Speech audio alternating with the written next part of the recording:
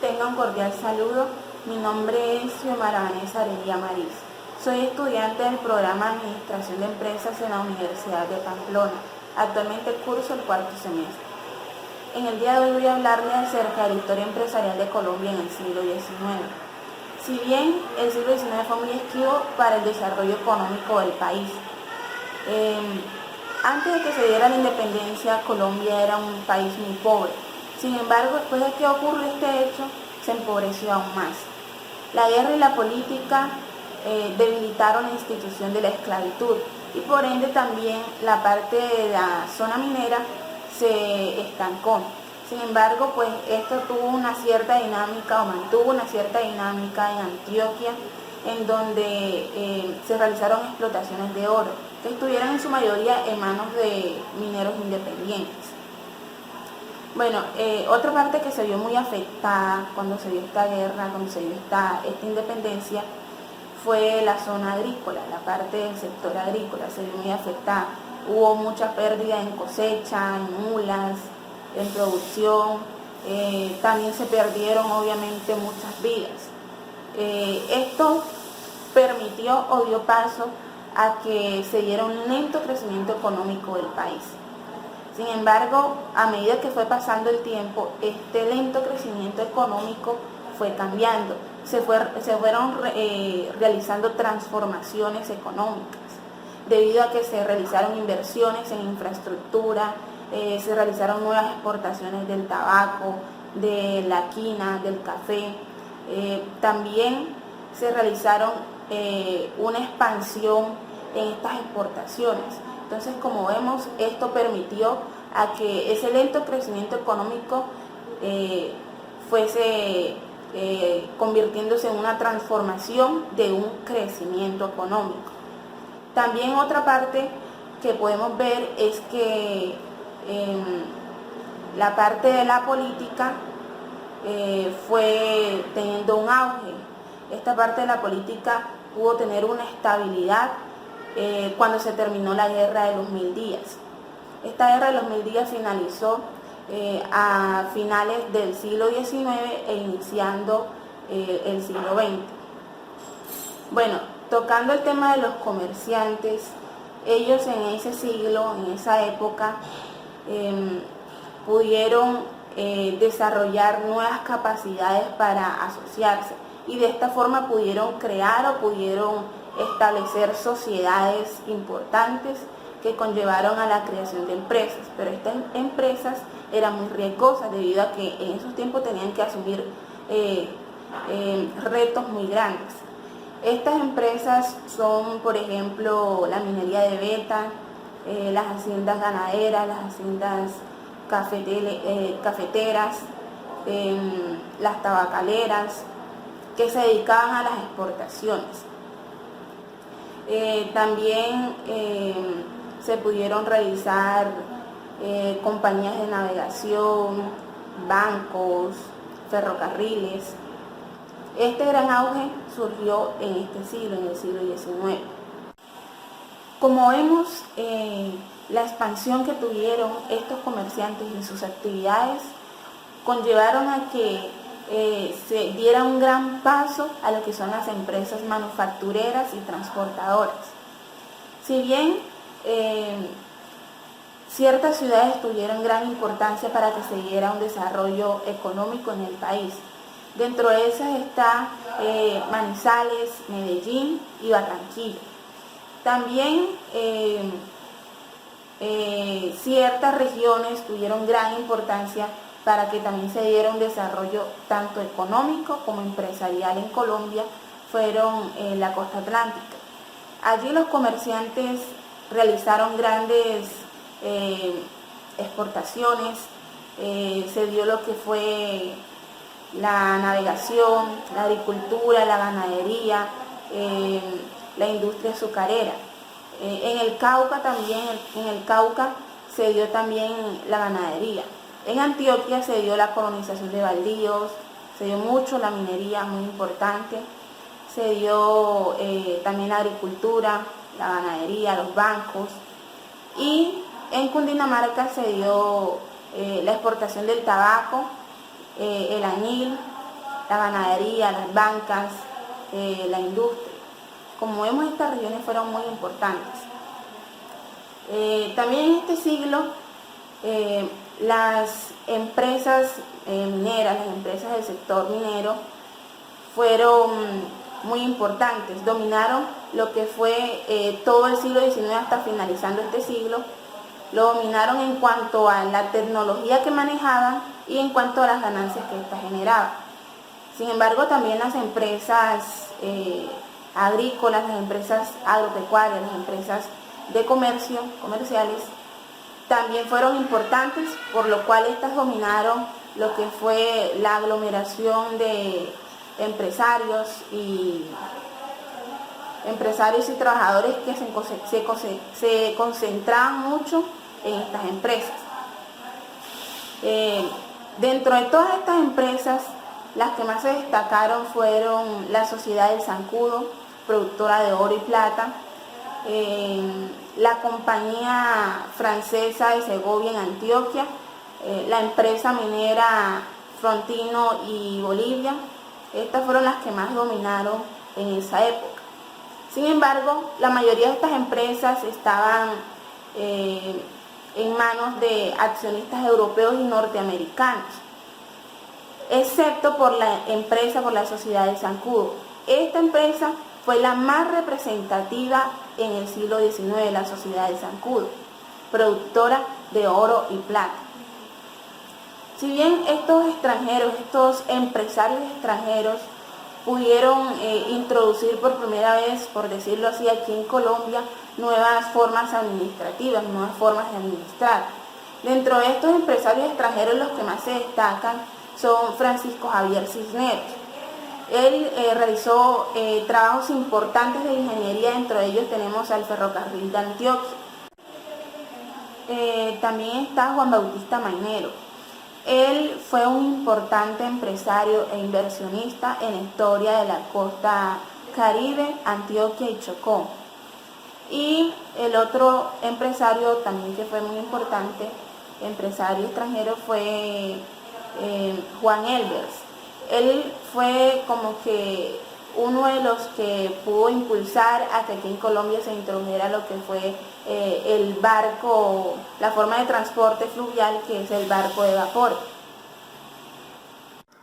Por consiguiente, el desarrollo empresarial y social del país fue forjado por espíritus emprendedores, por la creatividad y esfuerzos de empresarios importantes en el siglo XIX. Dentro de estos empresarios importantes tenemos a Carlos Coriolano Amador, más conocido como el Burro de Oro. Él nació en Medellín en 1835, proveniente de una familia cartagenera muy acomodada. También Amador se casó con Lorenza Uribe, hija de José María Uribe Restrepo, un importante político que fue gobernador y varias veces senador en Antioquia. Si bien Amador fue un importante inversionista, fue el inversionista más rico en el país. Amador también fue senador, fue concejal y diputado en Antioquia. Amador también montó unas haciendas cafeteras, trigadores de café, fue minero, agricultor, ganadero. Como vemos, Amador fue un empresario muy importante. Fue también el accionista, el mayor accionista y el administrador de la empresa más representativa en el siglo XIX, que es la empresa El Zancudo. También fue accionista de Los Chorros, de Zabaletas. Como vemos, Amador fue muy importante. Él incursionó en la minería como nunca antes se había hecho en el país. Si bien la empresa El Zancudo, esta es la más representativa de este siglo. Esta empresa fue fundada por José María Uribe Restrepo, una empresa minera dedicada a la explotación de vetas de oro y de plata. Esta empresa no fue tan productiva, fue una empresa improductiva, cayó varias veces en quiebra. José María Uribe le cedió o le dio como regalo la mitad de las acciones de esta empresa a sus amigos. La otra mitad pues le quedaba de herencia a su única hija, que pues era Lorenza Uribe, la esposa de Amador. Amador después pudo administrar esta empresa, se convirtió en su mayor accionista. Él pudo administrar esta empresa, se pudieron ver los resultados, la producción que ésta tenía debido al establecimiento de montajes de fundición modernos. Ya fue saliendo de esa quiebra, fue mejorando.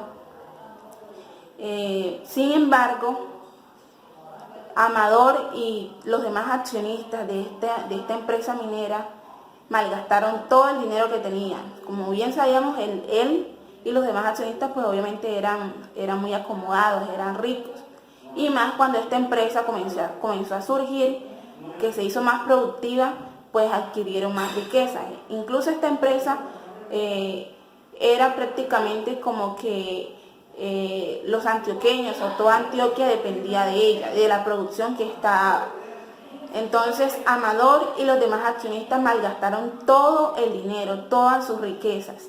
Se iban de viajes, olvidaron la parte administrativa, la inversión en los recursos, la inversión en la tecnología, la inversión en los montajes de la empresa, y pues hizo que ésta cayera en crisis. En este momento, cuando esta empresa cayó en crisis, Amador y toda su familia se encontraban en Europa de viaje. Como ya bien había dicho, pues ellos malgastaban todo su dinero así, lo derrochaban. Amador, la única solución que pudo encontrar cuando se vio en esta crisis, porque obviamente a los primeros que afectaba esta gran crisis eran a los Amador. Entonces él lo que hizo fue que creó o realizó negocios con inversionistas extranjeros, con inversionistas europeos dedicados a la minería. Realizó negocios con ellos y de esta forma pudo crear una nueva compañía, la nueva compañía del Zancudo, que era una sociedad anónima que respaldaba a la empresa El Zancudo, la empresa anterior. Sin embargo, pues con esto pudo salvar sus recursos. Pero después, cuando estos recursos se agotaron, Amador tuvo que recurrir a préstamos. En estos préstamos embargó a todas las acciones, no solamente a sus acciones, sino a todas las acciones de la empresa. Después, cuando este volvió a Antioquia, a Medellín, con toda su familia, obviamente se encontró con reclamos por parte de los demás accionistas, porque Amador había tomado esta decisión sin consultarle a los demás. Incluso se tuvo que ir a juicio con esos accionistas, y también se tuvo que ir a juicio porque lo habían embargado toda la empresa. Amador no le importó esto, no le importó el pleito que había. Él lo que hizo después fue que, aparte de eso, le dio las acciones o cedió las acciones a la nueva compañía, las acciones, los chorros, Zabaletas, todas esas acciones que tenía en Titiribí y las haciendas. Bueno, este pleito duró aproximadamente 14 años. En ese tiempo, pues, Amador se convirtió en el mayor accionista de la sociedad del Zancudo, de la empresa del Zancudo, y se convirtió en el único dueño, por decirlo así, de la nueva sociedad, de la nueva compañía. Entonces él lo que hizo fue eso, con esta nueva compañía creó como que una sociedad que respaldara a la compañía anterior, a la compañía inicial. Y pues de esta forma pues él se pudo convertir en el único dueño y en el mayor accionista de la compañía del Zancudo. Pues este pleito duró 14 años, pero pues vemos todas las incursiones que Amador realizó en esta empresa. Él hizo grandes aportes, él pudo hacer que esta empresa fuera productiva e incluso cuando cayó en este momento de crisis pudo actuar para poder salvarla. Dando continuación a estos empresarios en el siglo XIX, el más importante de todos ellos es José María Sierra, más conocido como Pepe Sierra. Él nació en Antioquia, en Girardota, en el año 1847, proveniente de una familia muy humilde, muy sencilla, una familia de campesinos. Inicialmente, cuando fue joven, él pudo administrar una pequeña parcela. De ahí él pudo multiplicar este bien, ya que se dedicó a la siembra de caña, a la fabricación de panelas, y de esta forma pudo multiplicar las riquezas. Incluso él se convirtió en el arriero más importante, en el arriero más rico en todo el país. También él participó en la construcción de ferrocarriles, como los ferrocarriles de Amagán y del Pacífico. También hizo negocios en la empresa El Zancudo. Él fue muy importante en este siglo XIX, fue un empresario muy importante, ya que, como vemos, cómo él inició desde algo muy bajo, desde algo muy pequeño, y cómo pudo irlo multiplicando y cómo pudo multiplicar esa riqueza. Entonces vemos que fue muy importante. Él sufrió de una enfermedad, de una crisis nerviosa, pero pues su familia no lo cuidó. Su familia se fue de viaje para el extranjero. También se abandonaron lo que fue la parte administrativa de las haciendas, porque él tuvo muchas haciendas, muchas haciendas en toda Antioquia. Y a todas esas pues esa compañía que él creó la llamó la Cuarta Compañía. Entonces su familia lo abandonó a él y abandonó esa parte administrativa de todos los bienes que tenía. Y pues ya Pepe Sierra murió al final por esta crisis nerviosa. Bueno, el siguiente empresario que tenemos es a Marco Aurelio Restrepo Jaramillo, más conocido como el Rey de la Leña. Él nació en Santa Rosa, en Antioquia, en el 1889. Él empezó a introducirse en el mundo de los negocios, de compra y venta y trato a clientes por medio de una pequeña tienda que tenía su padre. Allí pues él aprendió todo en cuanto a ese tema del negocio. Tiempo después, debido a una gran tragedia que pues, él pasó, tuvo que irse a vivir a otro país, a Ecuador. Allí, pues allí se casó y junto con su esposa pudo montar una empresa que se dedicaba a vender leña a los ferrocarriles. ¿Cómo inició esto? Esto inició en que un día un comerciante se acercó a él, un negociante, se acercó a él y le dijo que si podían realizar una sociedad que se dedicara a venderle leña a los ferrocarriles. Y pues él aceptó. Sin embargo, este negociante pues lo dejó a mitad de camino. Entonces Restrepo tuvo que hacerse cargo de esta empresa.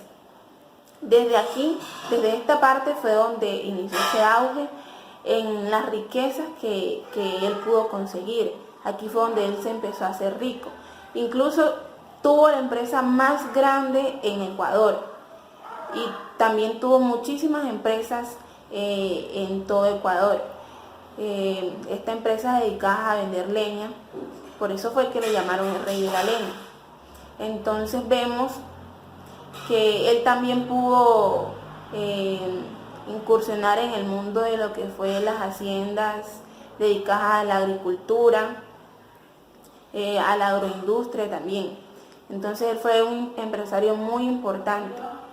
Fue llamado el Rey de la Leña por este motivo, porque se convirtió en ese empresario que se dedicaba a venderle leña a esos ferrocarriles y tuvo la empresa más grande en ese país.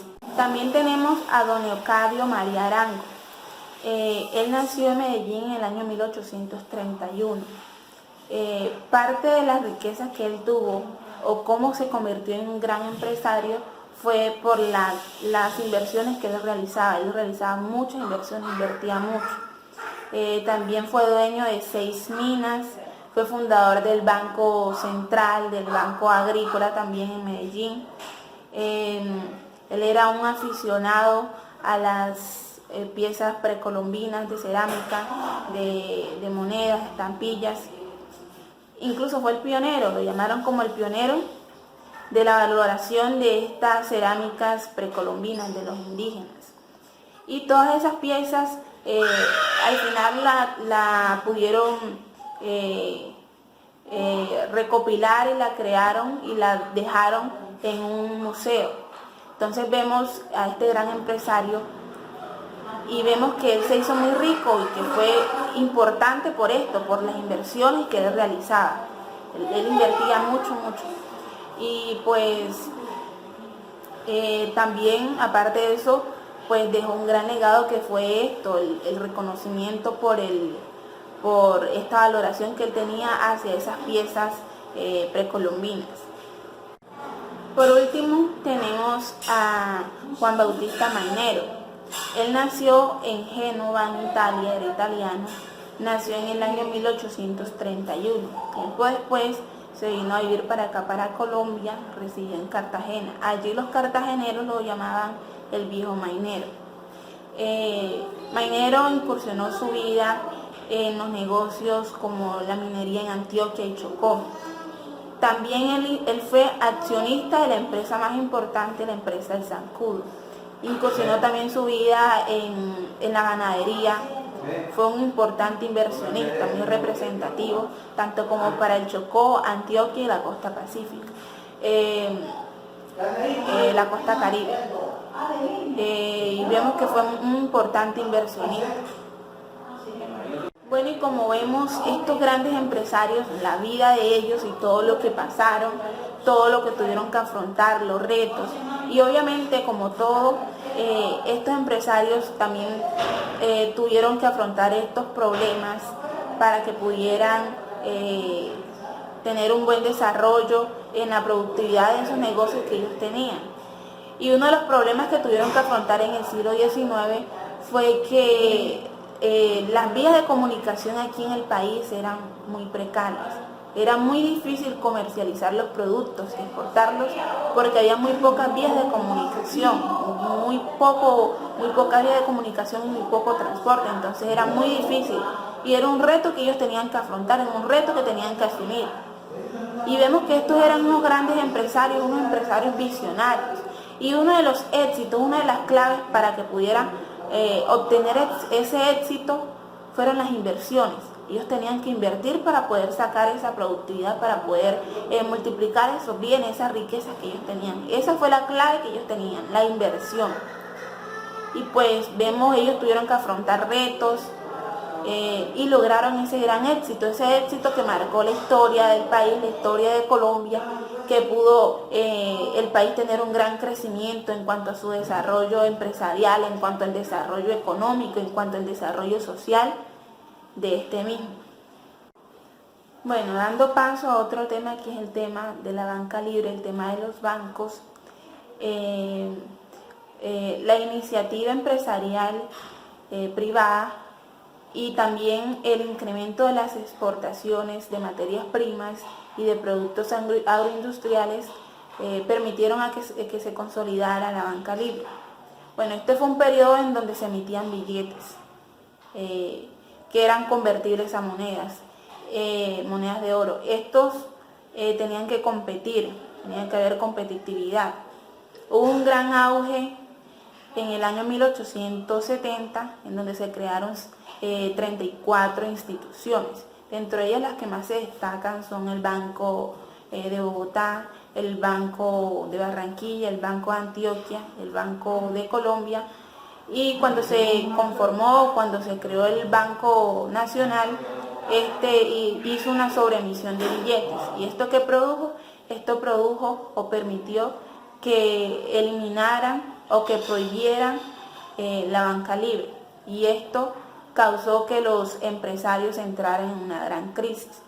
Sin embargo, esto fue cambiando después, cuando se fue mejorando la infraestructura de las vías que comunicaban las ciudades para que se comercializaran los productos y todo eso, cuando se implementó lo que fue la vía de comunicación y este tema de ferrocarriles y todo eso, pues esto pudo sacar un poco a esos empresarios de esa crisis.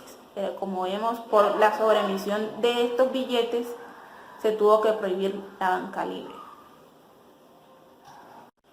Bueno, continuando con el tema de los ferrocarriles y también del transporte, en el siglo XIX el café fue determinante para que se pudieran construir los ferrocarriles aquí en Colombia, ya que pues se necesitaban vías para poder comercializar, para poder exportar este producto.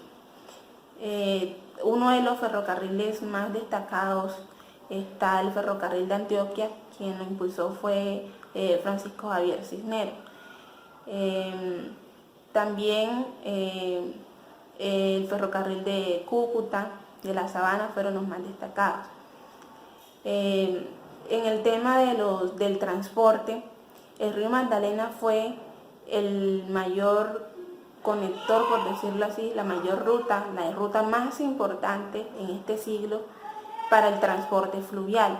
Aquí se empezó a transportar lo que fue el tabaco, la quina, el añil, el café. Al principio pues se realizaba todo eso, era con canoas, las conocidas canoas. Ya después, a medida que fue pasando el tiempo, se introdujo también aquí en Colombia el barco a vapor. Esto obviamente fue mejorando porque ya era más grande, ya se podía comerciar, se podía exportar más productos y pues era una forma mejor, y esto le beneficiaba obviamente mayoritariamente a los empresarios. Bueno, así damos paso a la industria cervecera. La industria cervecera pues esta era una bebida, inicialmente una bebida fermentada, era una actividad doméstica. Al principio la realizaban las mujeres. Sin embargo, a medida que fue pasando el tiempo, ya esta actividad, esta semi-industrialización fue realizada por los hombres. Después, esta industria cervecera fue tomando mayor fuerza desde el momento que por primera vez aquí en Colombia se introdujo el primer grano de cebada que provenía de Europa. Allí fue donde el gobierno tomó fuerza, allí fue donde el gobierno le declaró la guerra a aquellos pequeños empresarios, por decirlo así, que podían producir dicho producto. Entonces le declaró la guerra porque decía que no tenían higiene al momento de elaborar esas bebidas, y también porque ellos evadían el pago de impuestos. Bueno, el chocolate o el cacao. El cacao fue el primer producto en exportarse aquí en el país. Sabemos bien que después de que se dio la independencia, pues las familias tenían que tener algo con que alimentarse. Entonces el cacao o el chocolate quedó siendo el primer pilar de alimentación de las familias aquí en el país. Y también quedó siendo representación de grandeza y del mejoramiento de la economía de Colombia. Era muy demandado porque pues las familias tomaban chocolate en el desayuno, en el almuerzo, como refresco cuando llegaba una visita. Entonces fue muy importante por eso, fue muy demandado. Las zonas en donde se cultiva el cacao son en zonas cálidas y húmedas. Dentro de esas, en ese siglo, las zonas en donde más se cultivaba el cacao era en Monpós, Honda, en Girón, en Cúcuta también. Y pues fue muy demandado, fue muy importante en el siglo XIX debido a esto, porque las personas pues tomaban mucho chocolate. Y pues en estas zonas en donde se cultivaba mucho el cacao, estos cultivos estaban a cargo de importantes hacendados, de ricos hacendados, los cuales tenían que esperar 5 años desde el momento que se realizaba la siembra hasta que se pudiera realizar la primera cosecha. Y como había dicho anteriormente, fue muy demandado este producto en el siglo XIX, tanto que pues para poder realizar este proceso, las molinderas en ese tiempo eran incluso las que realizaban el domicilio y se los llevaban a las familias. Bueno, ahora pasamos al tema del caucho. pues las grandes explotaciones que se realizaron en el siglo XIX. Si bien el caucho fue descubierto incluso antes de que se diera la conquista, fue descubierto por los indígenas. Pues en el siglo XIX había muchas casas, en donde se realizaban explotaciones. Sin embargo, la casa más representativa o la persona más representativa de estas explotaciones es el señor Julio César Arana. Él más que todo residía en Putumayo. Estas explotaciones o estos árboles de caucho, en donde se podía obtener el caucho, estaba concentrado, en su mayoría era en la Amazonía, Y pues Julio César Arana, él tenía bajo su poder muchos indígenas. Sin embargo, él los esclavizaba.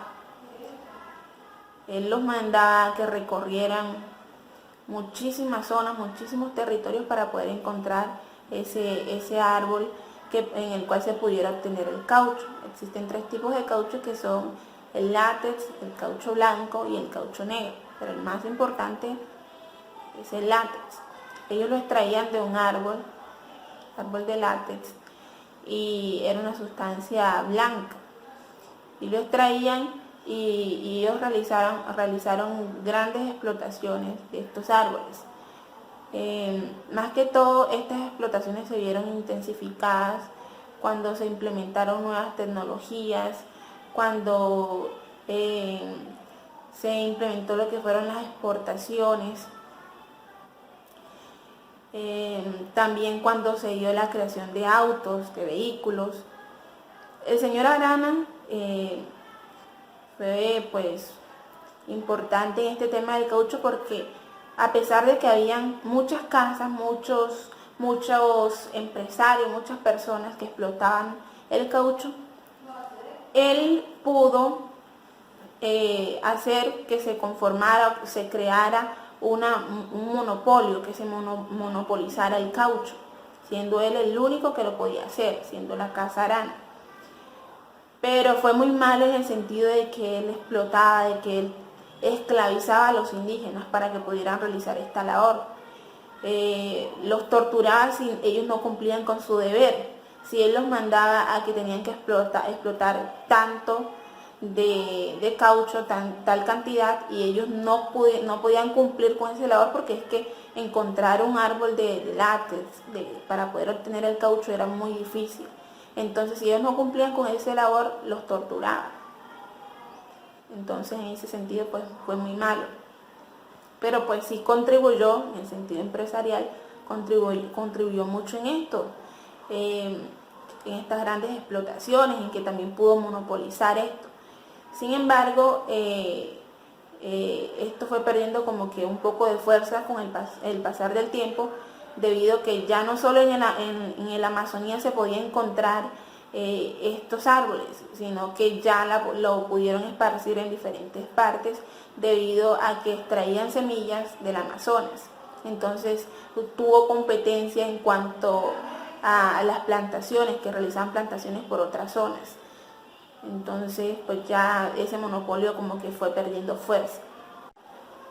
Si bien la primera industria cervecera que estaba dotada de una buena maquinaria y que podía producir una cerveza con una baja fermentación, fue la cerveza Clusa. Se dice también que a inicios del siglo XIX en Bogotá empezó un tiempo en donde estas industrias empezaron a abrirse en la cervecería. Se empezaron a crear o a conformar empresas, estas industrias como la de la casa de la Lino Casas, también la Camelia Blanca y la Mirra Blanca, la Ganada. Estas fueron unas industrias que empezaron a abrir camino en este mundo o en esta industria de la cerveza. Ahora bien, ¿Qué pasó con el tema del tabaco, la quina y el añil en el siglo XIX? ¿Qué pasó con el tema de estos productos, de la comercialización y la exportación de estos? Bueno, iniciando con el tabaco, pues sabemos que cuando se dio la independencia, obviamente había una lucha por definir el tipo de organización económica que debía tener el país. Los productos que tuvieron un gran éxito en cuanto a las exportaciones fueron el tabaco, la quina, el añil, los sombreros hippie japa, y a finalizar el siglo fue el café. Bueno, el tabaco, las primeras exportaciones que se realizaron fue por el río Magdalena. Se exportaba desde Ambalema hasta Inglaterra. En Inglaterra fue muy preciado, ya que este producto tiene unas propiedades muy importantes para curar lo que son, por ejemplo, tratar el veneno de la serpiente, hemorroides, tétanos, cuando se presentan desarreglos en el sistema nervioso. Entonces, como vemos, era muy importante, o es muy importante este producto. Y por esta forma fue que fue bien recibido ahí en Inglaterra.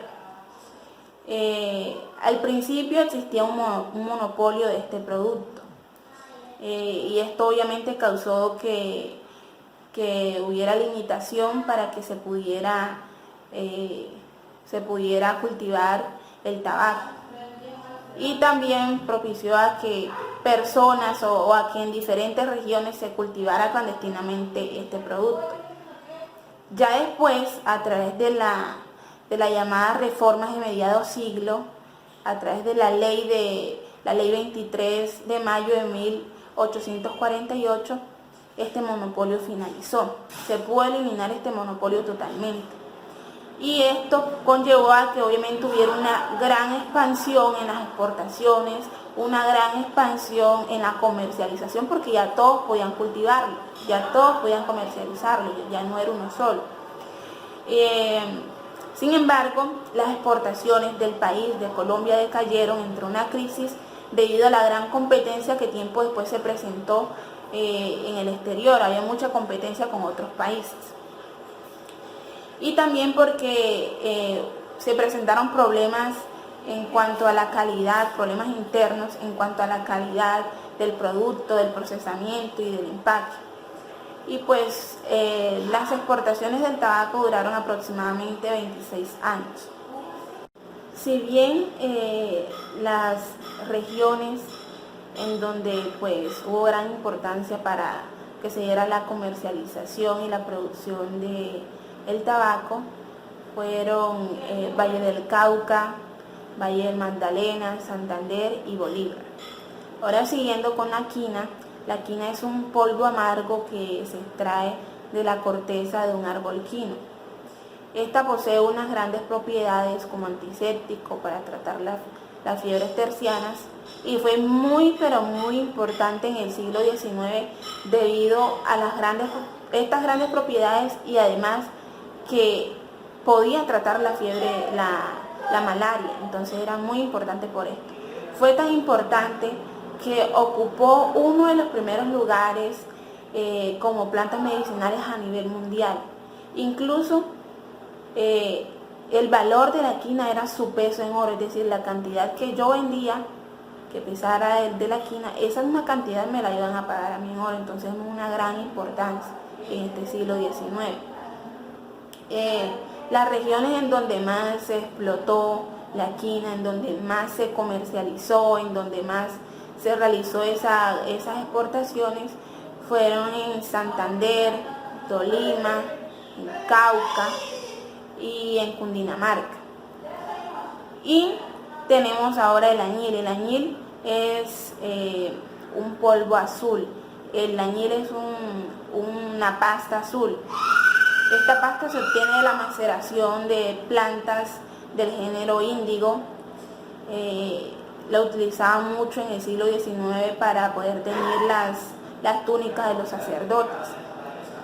Se realizaron grandes exportaciones también aquí en Colombia, un gran auge exportador y de comercialización de este producto, pero esto solo duró 10 años, ya que se presentaron nuevas competencias cuando se crearon los llamados colorantes. Bueno, y este ha sido el recorrido por la historia empresarial de Colombia. Hemos visto cómo se encontraba el país después de que se dio la independencia, cómo se encontraba social, cultural y económicamente después de que se dio este hecho.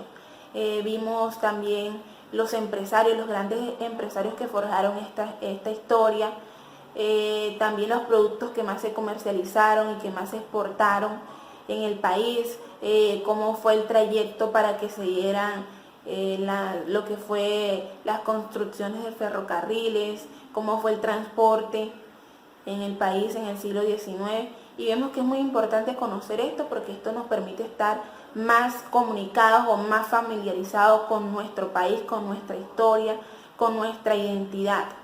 Entonces, pues muchas gracias.